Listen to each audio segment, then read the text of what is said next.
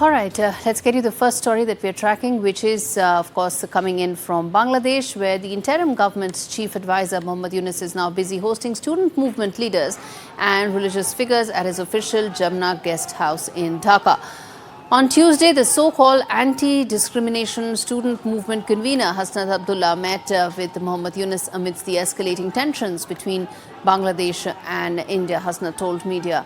Following the meeting, and said that we conveyed the people's message from the streets to the chief advisor and emphasized the need for the state to reveal all secret treaties with India. He also urged India to view this interim government as a product of a mass uprising rather than linking it to former Awami League government. He also accused the Indian media of actively promoting misinformation campaigns against Bangladesh, inciting violence through their reporting.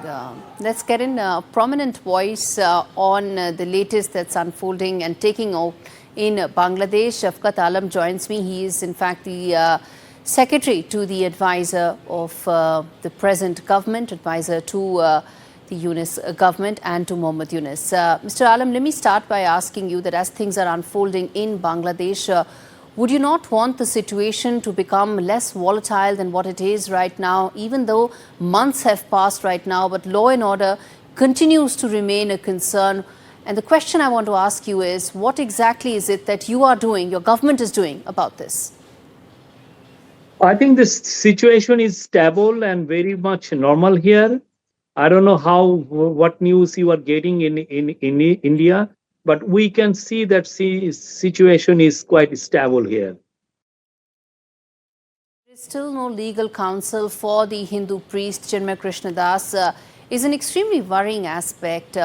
Why is the state not providing a lawyer to Chinmay Krishnadas? Yes, I think this is, we haven't stopped anyone from representing Mr. Chinmay Krishnadas, and it's we hope that Chinmay Das lawyers would represent him.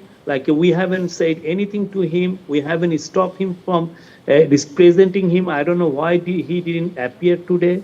But we obviously, no matter who he is, Mr. Chinmay Das is a Hindu community leader. We would like to see him being represented by some of the top lawyers of the country.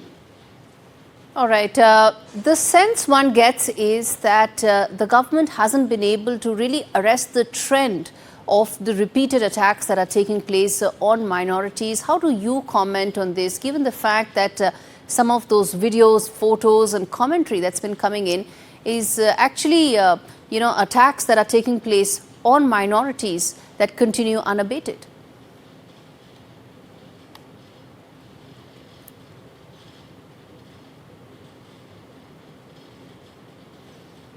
I don't think whatever there are obviously several isolated incidents, in which one we know that in Chittagong there was one incident in which some stones were thrown at a Hindu temple. You know what happened last week was that Muslim lawyers were brutally killed by followers of Mr. Chinmay Krishnadas. We have arrested some of these people by scrutinizing the video footages. And that's why there were some tensions. But we have stepped up security in Chittagong and across all the places in the country. We have stepped up security in all the ISKCON temples. So situation is now, and also the political parties, Professor Yunus himself and the religious communities, they have appealed for calm, and people responded positively. Mr. Alam, when you talk about what's happening in Bangladesh when it comes to the treatment of minorities, the former Prime Minister Sheikh Hasina has also hit out.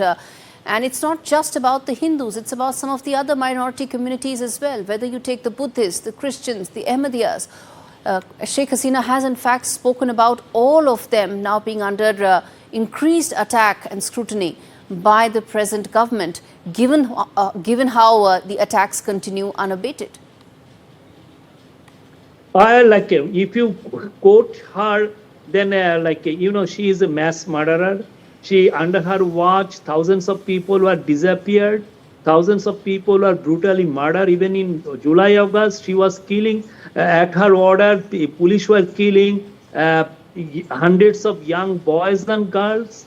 Like I don't know why, why you were quoting her. She's a mass murderer, and she, in under her watch, like 15 years, there was not a single fair and fair elections. All the elections were rigged, and she ran a dictatorship, brutal dictatorship. That's why, like, she had to flee the country because of such a huge and popular mass uprising. It's everywhere. Every campus, every university, every college participated in the revolution against her. Mr. Alam, let's talk about Chinmay Krishnadas and ISKCON. Is there a campaign to target ISKCON as well as those associated with ISKCON, the Hindu priests as well? We haven't targeted ISKCON. There is no truth here.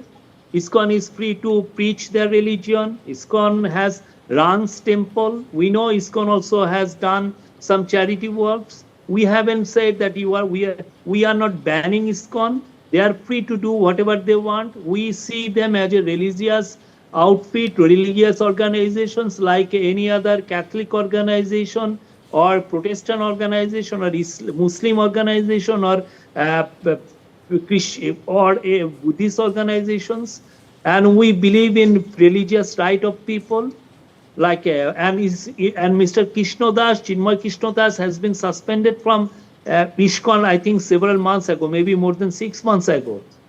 Okay, now it's been 5 months since the student revolution took place in Bangladesh. How soon do you think normalcy can return? How soon do you think the path towards elections can return in Bangladesh? I think calm is if you I think there is a communication gap between what you see from New Delhi or in any parts of India and what the situation is in Bangladesh.